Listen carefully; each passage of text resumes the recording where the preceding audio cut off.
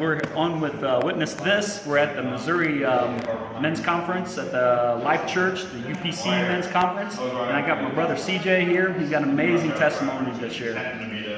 Thank you, brother, for this interview that you're going to give me. I was my senior year in high school. I was in the ROTC trip in high school, and my mom told us she didn't want us to go, but my dad, I can't believe it, actually said that he was going to let me and my brother go. And that was a blessing right there, because my dad used to be the one to say, no, you got work to do, you're not going anywhere. But then, I'll make a long story short, we ended up going to Houston on a ROTC field trip, and that night, we was out at the swimming pool at the hotel we were staying at, and we decided to go swimming. And matter of fact, this was in February, so it was cold. And about 5 of us got together, we got around the pool, we was going to jump in the water, and on 3 we were going to jump. Well, unfortunately, I was the one that got suckered in. They all made the most of the jump, but I jumped. And since I got in the water, I said, well, I'm in the water, I might as well swim. So I was just swimming back and forth in the water, playing around with some of the girls, and they got out. I said, well, I'm going to swim a little bit longer. And the last thing I remember was I got halfway up the ladder, and I just blanked out. Yeah. And they said that they did a roll call, and nobody knew where I was at. And they said, well, he was at the pool, and one of my ROTC teachers was up on the balcony, and he looked, and they said, well, it looked like somebody was down in the pool. And they all come down, and it was me. And, I mean, I was considered dead. They said I had died, and I was in the hospital for like a week in a coma. And I called my parents, told them, well, you lost your son. I said, he drowned. He was in the water for over 30 minutes. 30 minutes. 30 minutes. I weighed 170 pounds at that time. And they told me when they weighed me, I was like 205 pounds. That's how much water I had in me. Wow.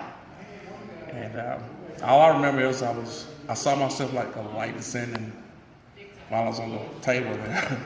And I know it sounds crazy, but it's like I was descending up to heaven. And next thing I knew, man, cramps started just coming up my legs, my stomach. Cramps was everywhere. And they took these heating pads and just laid them all over me to keep the cramps from coming. But when my mom and dad got there, I was actually going to start breathing again when they got to Houston, because they had to drive from Louisiana to where I was at. And I stayed there for like 2 weeks, and they let me come home. And then about another week, I went back to school. When I went to school, man, everybody ran from me. They said, you're supposed to be dead. I'm like, no, I'm alive.